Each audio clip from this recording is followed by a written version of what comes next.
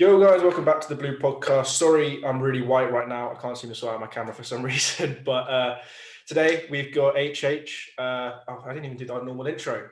Welcome to the Blue Podcast with me, Tom and Ben. How you doing, mate? Thanks. Today we've got HH, who's a Chelsea fan. We met him on a on Red Devil Studios live stream, and I invited him on here because we seem to agree on a few things about Chelsea, which was good. How you doing? Yeah, no, all good.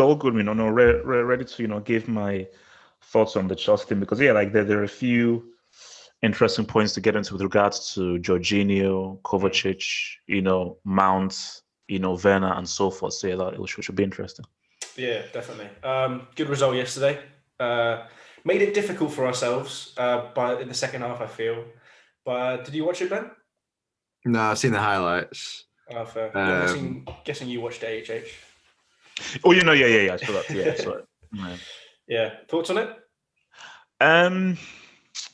It's definitely still a work in progress. I think that there is definitely a creative issue in the team because people say, "Oh my gosh, Timo Werner, he does not really playing too well and everything." I think Timo Werner, he's slowly getting there, but I don't think he had a great game. But then when you look closer into it, he was always making those runs. Yeah. But I think Mount had a solid game, but I don't think Mount has the passing quality to really find Werner with the difficult pass. So it was very safe. Everything was playing very safe, very simple passes. There was nothing where, okay, we're trying to break lines. Maybe it's a ball that no one sees because we were discussing about it on Chelsea's show yesterday. You think about Fabregas.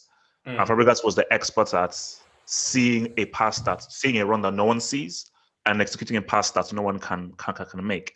And it's the whole thing of all right, I'm going to do this 40-yard pass through because Werner is always going to make those runs. Always. He's always making the runs. It's just that can you see the run and can you execute the pass? I don't think there's anybody in the team that they may see the run, but I don't think they can execute the pass. So I think it was only Rudiger that found him, wasn't it? Even though Werner was offside, I think it was only Rudiger that managed to find him when he made that run. Yes. So it's because again, when you're playing small, why are you crossing the ball into the box? So there are times when they're crossing the ball high. It's there's no point. It's similar to how Barcelona play. When you have small, the ball has got to be on the ground. If you're going to cross it, it has to be a cutback. But so the game is Timo Werner is your only striker and he's not playing with a Giroud or Tammy. You've got to look for a through ball. And I just don't think that between Mounts, Hudson-Odoi, Reece James, or anything, the attacking units were able to execute the kind of pass that a Timo Werner kind of player needed. But I think because we're discussing is so when Silva went down, you could have said, okay, go to a back four, play a striker with Werner to just sort of give him something. I think Werner as a lone striker doesn't work because when you look at Leipzig, he always played with Poulsen. Yeah. And I think Poulsen was a great foil for him to have space. But if Werner is the only striker out there, if you're the only striker, you're going to play the role of lone striker. If you have another striker, then you can go wide, you can go deep. But if you're the lone striker, you can't go wide and go deep because there has to be a presence there. So I think that was the issue. Yeah, no, I've spoken a lot about wanting to play 4-4-2 with Werner playing off of Tammy or Giroud because, as you said, he played really well off Poulsen. Could it be that the young players are playing it safe because they don't want to mess up for a new manager, maybe?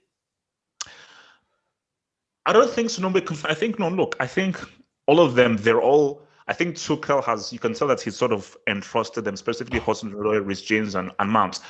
I just think that Chelsea fans have got to be realistic with its academy players, that this isn't La Masia, where, okay, no, these guys are really good. Or this isn't like the Ajax Youth Academy of Kluivert, David, and so forth. Where, no, these are a special talent. They're good, but they're not a special talent like the Ajax Academy or La Masia, where you knew that, no, this is a very special group that's going to become great players, as they did.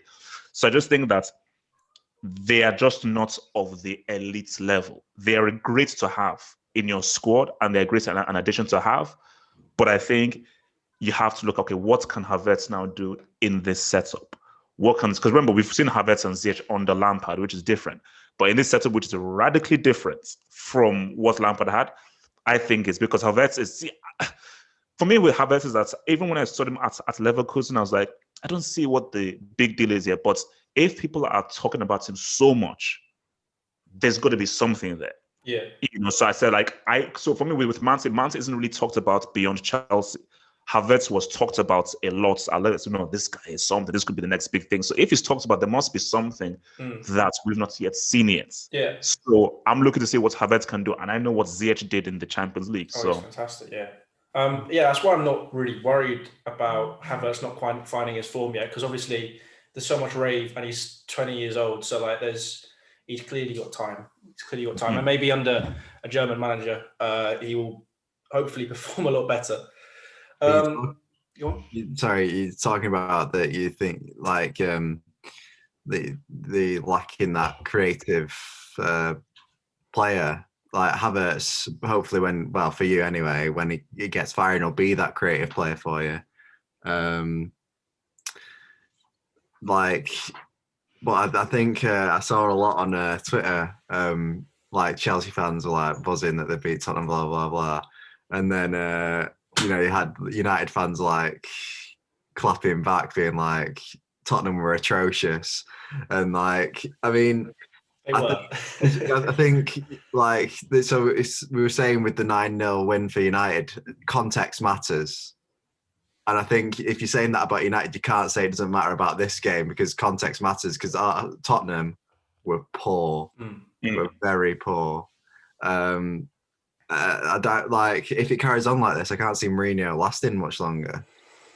I think Ben is right because it's like this Chelsea team, the Chelsea defense haven't been tested yet. No, they haven't been. So I don't even know how good Rudiger is. So context is key because this Tottenham side without Harry Kane, there is no attack. And I think you've always seen that they obviously have not trained for a plan B. Okay, what is our contingency plan if Son is away, if Kane is away? So how we don't know how good the Chelsea team really is because we've not seen them have to defend. Yeah. In all the games that Tuchel have had, 70% possession. And I think if you combine Burnley, Wolves, and Tottenham, maybe 3 or 4 shots on targets. If you combine all... Well, no, there was no shots on target. There was no shots on target for Wolves or Burnley. Burnley, I think, had one. I think. And Wolves, I'm not sure they had. I don't think I had any shots on target, but Burnley had one. Okay. And for Tottenham was one. Did they even have one? Maybe it would, but basically, it's like the issue is that Chelsea. So it is. So Ben is right in terms of how can we gauge?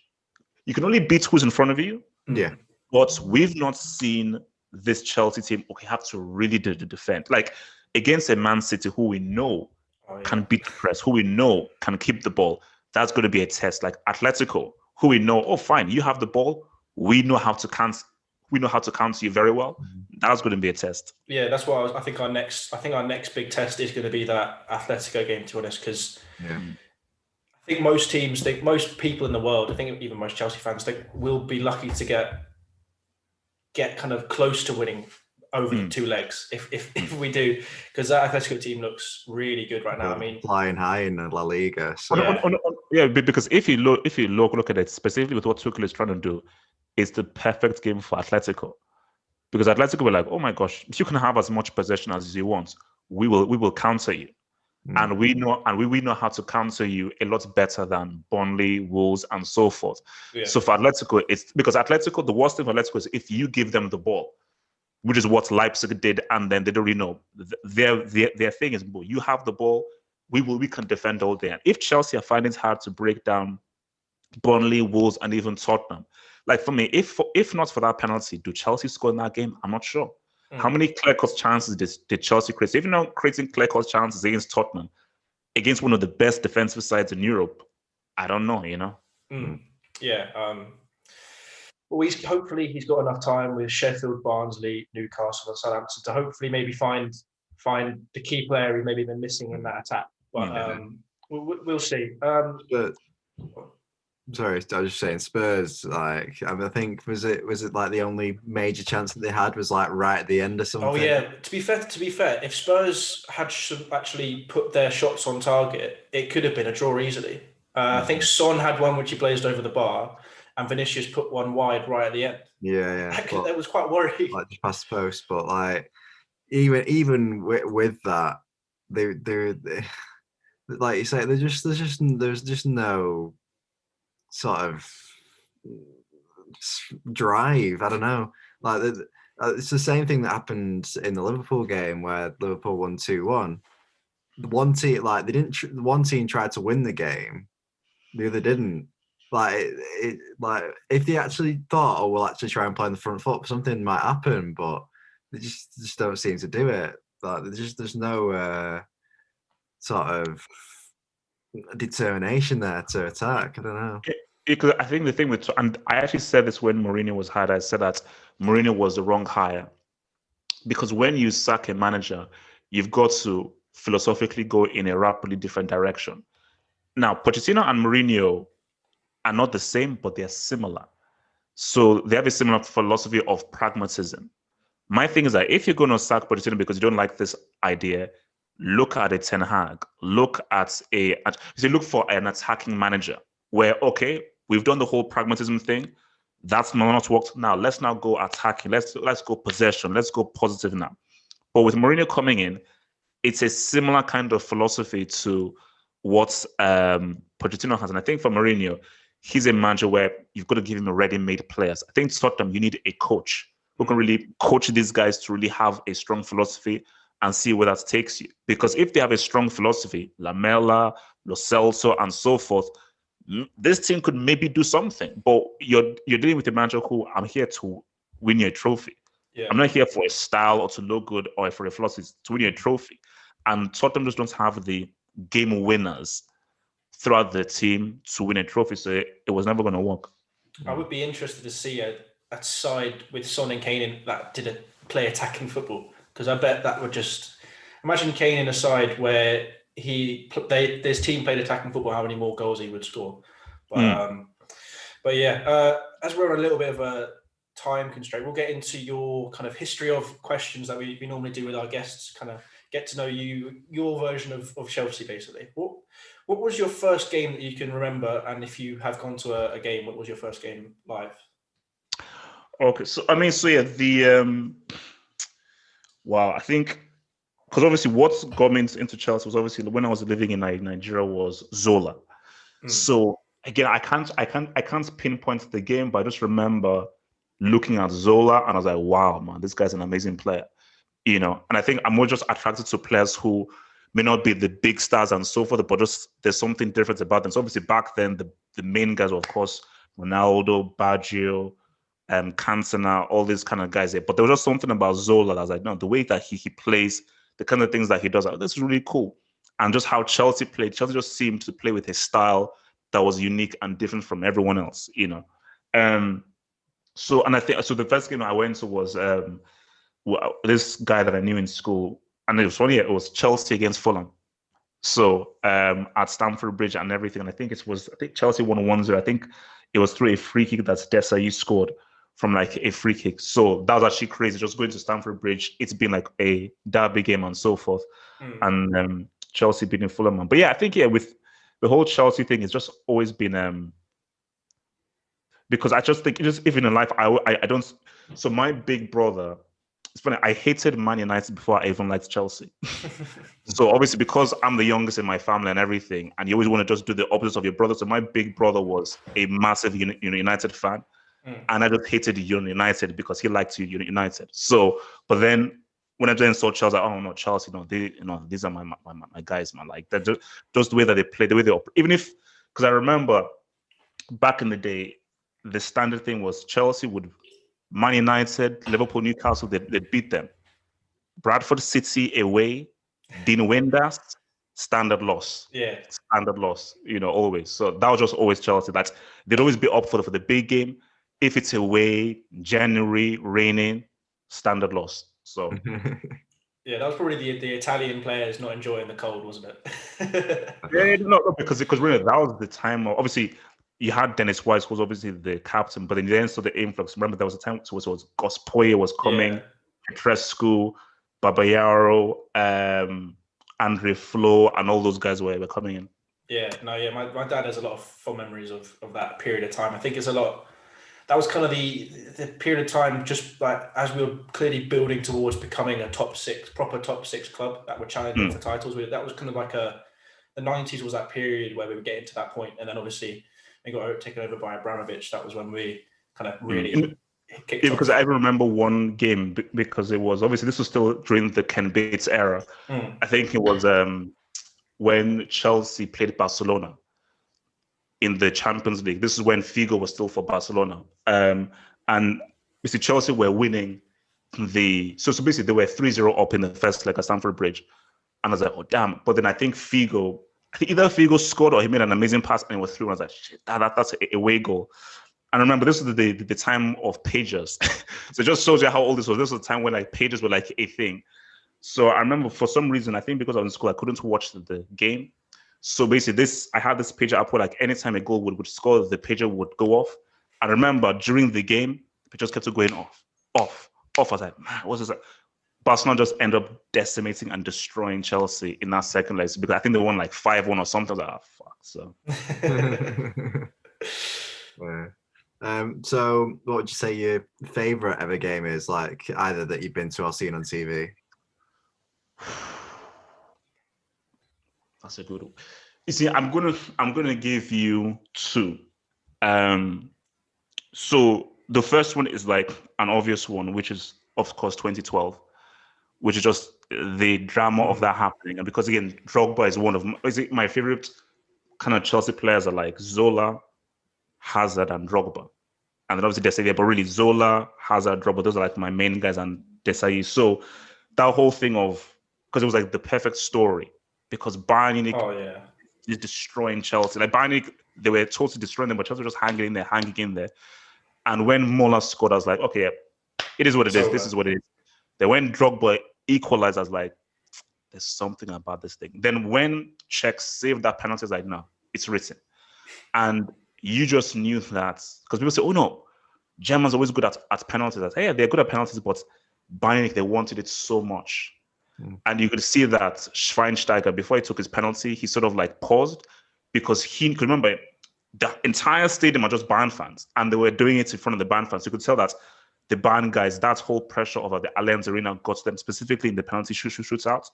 And when Drogba scored that, it was just a perfect story. So it's that one, and also the Chelsea-Barcelona game where it's in the Champions League, and I think it was in the 04-05. It was in the season where Chelsea played Liverpool in the semis with the ghost goal from Gatti. Yeah. So where Chelsea played Barcelona, I think in the quarters or the second round, where Ronaldinho scored for me the best goal I've ever seen in my life, where he basically chipped the keeper. We don't know. He basically chipped the ball from outside the box and it went into the bottom left-hand corner. I was like, that's insane. But just how Chelsea came back into the game and Mourinho's celebration with everyone else and everything, I think, that was one of my memorable ones. Fair enough. I was just about to ask you what your top 5 players are, but I'm guessing you've answered 4 of them. So Zola, Hazard, Desailly, Drogba, and then Hasselbank. Fair enough. Good player in his time. So we've spoken a bit about superstitions previously on the podcast. Do you have any superstitions before Chelsea games? Are you? My superstitions are my thing, man. I think if like it's a really tense game or something, I watch it. I mute the commentary. I always mute the commentaries. I never watch with commentary. I always watch it. So if it's like a big game, I mute the commentary. And what I always do is that whenever like the opposition is coming close to scoring, I always shout goal. I don't know why. I just think that psychologically, I believe that will put off the thing. So whenever they go, I say, boom, it's a goal. So sort of use like a reverse psychology to make them miss. I just say goal. So those are my things that I watch it on mute, no commentary, and then I always try and psych out the opposition by shouting goal whenever they come near the thing. So yeah. Fair enough. Mine used to be when I used to have a season ticket for Chelsea when I was younger, and I'd get a packet of Wine-Dons at Wimbledon Park tube station every time. And if I didn't eat them before we got to Fulham Broadway, that's it. We weren't winning. Oh yeah. That's just like that. Yeah. Oh God, but I remember wine loans, man. Damn, jeez. Yeah. I've sort of developed one through doing predictions on this. Oh, yeah. Like I always predict City going to concede one because we've not conceded every time I've predicted that we're going to concede one. So we have to keep on predicting we're going to concede one just so we don't concede now. So What's I think you've spoken about the Drogba penalty and then obviously the Drogba header in the Champions League. Would you say that's your favourite goal of all time, or is there there's a different one for Chelsea? So wait, with favorite Chelsea goal? Yeah. So is this based on the quality of the goal or the moment? Just your favorite, just your favorite goal, and it could be quality, whatever you want. Oh, Zola against Norwich.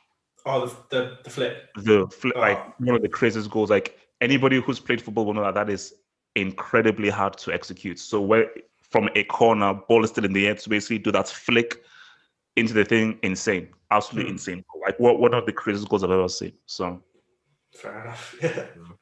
Yeah. So how would you say, like reflecting on Chelsea season so far, how would you say your season has gone?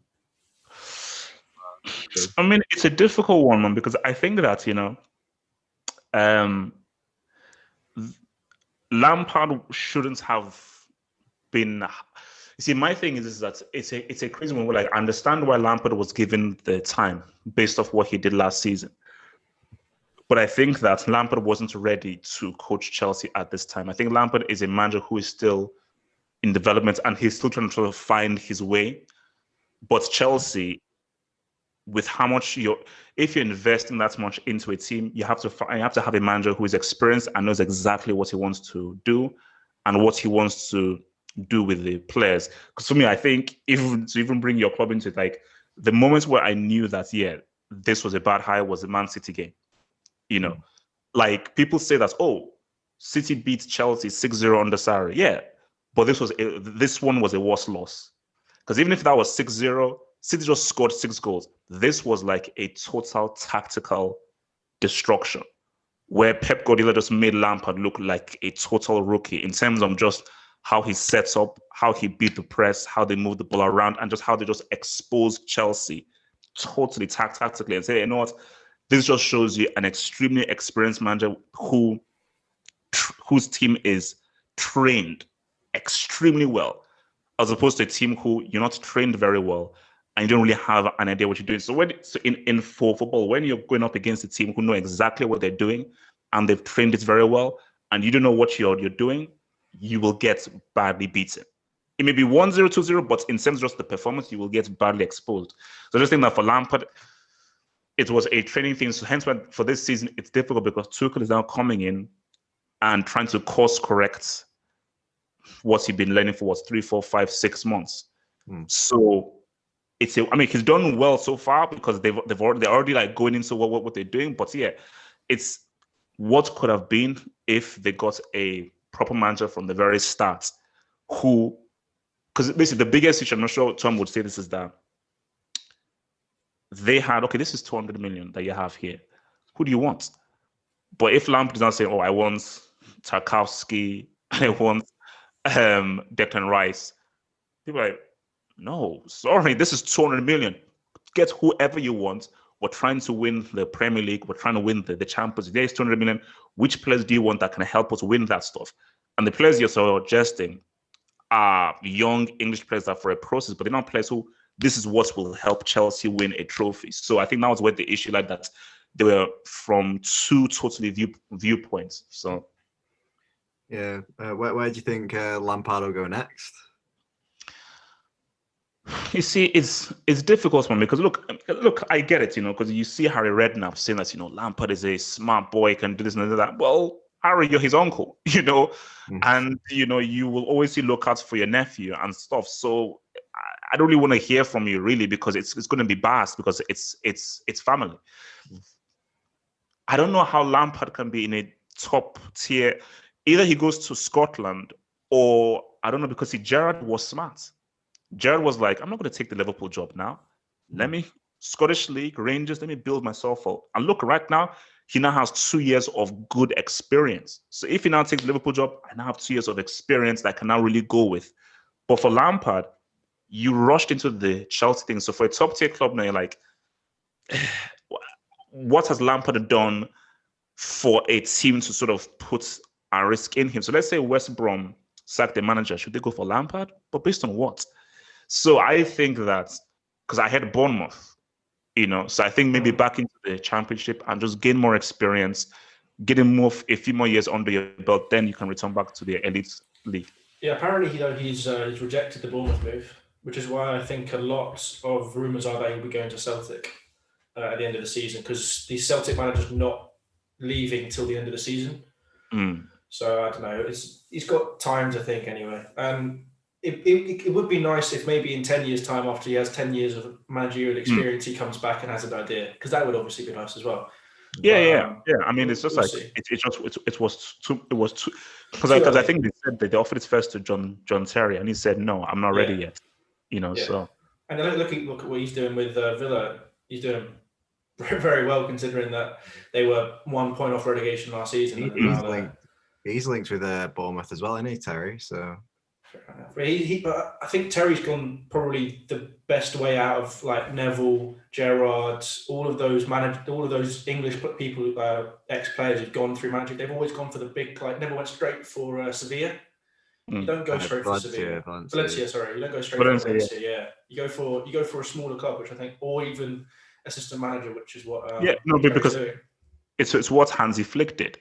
Hansi Flick was an assistant for many years in Germany, and so for the wealth of experience, boom, the band job came through, and he used all of that assistant manager experience. Boom, Zidane working next to Ancelotti, one of the great guys, used all that experience, helped him when he got the job for Real Madrid. So the more years you have, the better chance you have at succeeding.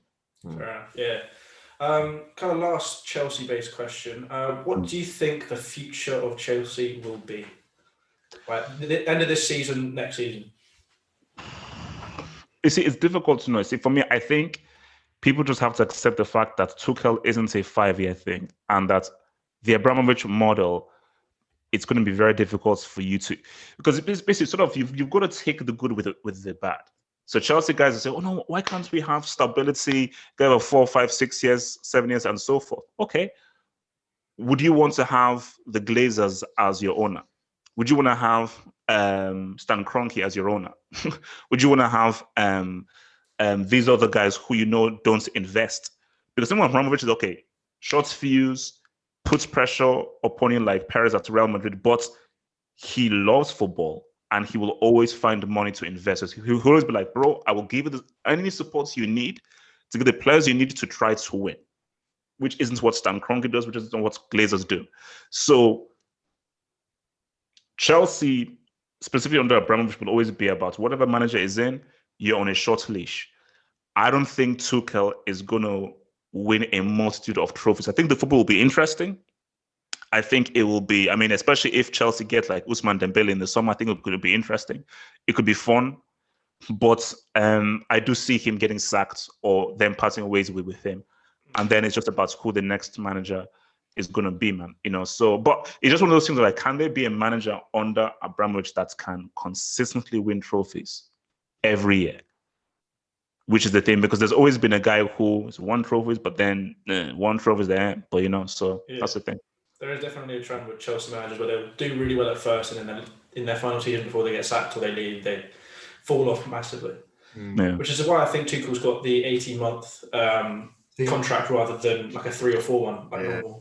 It seems like there's usually a breakdown in sort of the relationship between the manager and the board, which is what happens with Tuchel all the time. So having that history at Chelsea where the manager and the board fall out, and then bringing a manager in who's got a history of falling out with the board, it seems inevitable, but you never know. It might not happen. I think though with PSG he fell out with them because there were certain players that they were desperate to get, like they got rid of Thiago Silva rather than. He didn't agree with the signings. He didn't agree with the transfers. So I don't know. We'll see. HH, have you got any more time, or do you need to head off? I can give you like 10 minutes. All right, give you 10 minutes. Let's do the YouTuber questions then, and then we'll wrap it up. Where are they? Where they gone? Oh. Sorry about that. Here we go. What event or person inspired you to get into YouTube? Oh, there are personality into YouTube. Uh, well, for me, to be honest, because for me, it's basically my second favorite sport is NBA, and I used to watch this show called ESPN First Take a lot, you know. And obviously, there's this guy called these guys Skip Bayless and Stephen A. Smith. I was like, wow, man, like this is fun and everything, and I do love basketball, but imagine if they did this for football, that would be amazing, you know. So my inspiration was sort of like to bring that kind of vibe and energy that you see for American sports shows in here, because when you watch BT or Sky Sports, it's very plain, you know. And I think that is why you're seeing Sky and BT, they're sort of like, nah, man, because there's a new wave coming. Because I think the younger kids right now, I don't want to just see some old guy in his suits with talking in a very dreary way. I want to see, oh, geez, this guy looks like me. He's my age. He talks like me. He's got the same kind of energy that I do. So I think that is why, you know, you're seeing the rise of these of YouTube, specifically with football and everything, specifically with guys like us who are not doing this kind of content, because we talk in the same kind of language that the younger guys can connect with more so than a guy who is in his 40s, 50s, or so forth. So I think for me, it was just about having a voice that the regular person can connect with, and just trying to just bring a bit of spice and dynamism to football commentary. So, is this your first channel, or have you had others in the past? So me and my brother, we had a movie channel where we just reviewed films on YouTube. Like this is like back in 07, 08. Yeah, in 07. So yeah, that was just like our first YouTube thing where we just did movies, reviewed movies and stuff. And then afterwards, you know, because I just got frustrated with so many crap movies being released. I was like, you know, let me just see what's happening with this whole football thing now. So I began with Champions League, which is obviously the big thing that I do on my channel, which is like Champions League, Euros, Nations Cup, World Cup, and that stuff. And then obviously the other Chelsea, Premier League, La Liga stuff. Fair enough. I think you're one of the first guests we've had on that's actually had a channel beforehand like me. So it's nice. Ben always asks that question, and it's like, oh no, this is our first time, and they're already like 4,000 or 5,000 subscribers. And my first channel's got like 50. So you know. What is your favorite type of video to do? And on top of that, what is your favorite video of all time? Favorites? Oh wow, that's a good question. So I think favorite video to do for sure is a post-match analysis, you know, because specifically for the Champions League, because I think that is the one that's really big on my channel. So like, because it's like the aftermath, you know, because again, like my whole inspiration for the channel was like, man, like these big Champions League games, imagine it, just like films, how I want to see what people's reactions are straight after this film is finished. So wow, imagine getting the reaction from someone straight after this match, you know, like the real raw reaction. So just doing that post-match, like for me, doing the reaction after, after the Barcelona Bayern Munich game, the 8-2, it was crazy because just everyone does, what the heck happened there? So doing that post-match. So favorite video of all time, I think it's probably favorites. I mean, it might be the what was it again, man? Actually, no. I think I don't think I have many favorites. I think it's just because you can look at the after the Liverpool Barcelona game, after the what was it called? After the Tottenham Ajax Champions League semi-final game. So yeah, there are a few that are favorites, but I think one that was infamous, which is where most people see me, was Brazil 7-1 against Germany. Because like I think for like 5 minutes I couldn't even say anything. I was like, because I had no idea what to even say. So for 2 minutes I didn't even say anything. So yeah, that was just one that was memorable, the Brazil one. Fair enough. True. I mean, you've sort of answered this one. You're saying like your favorite thing about doing YouTube is the match reviews, but would you say it's like more the interaction that you get with that like people and stuff that you like the most? Yeah, so that's so basically so I've really begun to really do live stuff in the last few years or so because obviously the software has picked up. So back when I started, the YouTube Live wasn't really as sophisticated as it is now. So before, what was fun about it? Okay, you know what? I know what my favorite video is. Sorry, Barcelona against PSG, the Miracle at Camp Nou, where Barcelona came back because I basically had like a meal. So I had like a full meal. So I had like my plate with food, drink, and stuff and everything because I just come back from the office because I watched this in the office with my coworker and I came back. So I'm still like in my office clothes and everything. And I'm just having a meal, eating and just reacting to the craziness that happened. So I think so before live, what was cool was I tried to sort of make it kind of interesting. So whether I'm eating food, I'm doing like a movie or something and just really do like a long-winded thing. But now that I'm doing it live, the discussions for it are hilarious. You know, like that night when Liverpool beats Barcelona 4-0, because I think we did like a 2-3 hour discussion where we're just like, man, what the heck happened? So just so that kind of interaction, that back and forth between people, I think is going straight after a match has happened. So yeah. Fair enough. Looking back at your YouTube career so far, is there anything you do differently? Oh, for sure, big time. See, because obviously when I started doing it, like I didn't think that there was any money in YouTube. I was like, I'm just gonna just do it for fun mainly. So I was still I was like between jobs and everything, trying to focus on that. So like, you know, let's just I love football. I love talking about it. Let me just do this on the side. So the sound was crappy. I used like my Xbox webcam to film my stuff. I was like, whatever. But then as I began to gain traction, guys used to say, man, bro, you know, why don't you improve your sound, Brody? So I was like, wow. Then as I began to get more and more subscribers and more people were interested, oh, maybe there's something in this. So obviously I invested in a better camera, I invested in better sound equipment, I invested in like obviously behind me a green screen.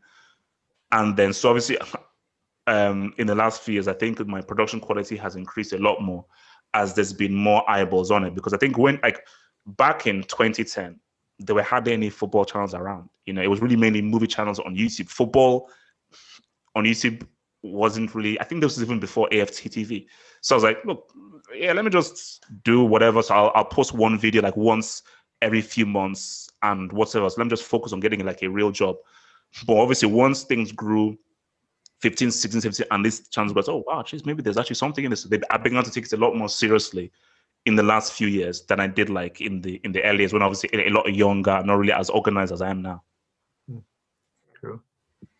So what you say your future goals for your channel are? Would you say to do like sort of just continue doing what you're doing with like live streams and stuff?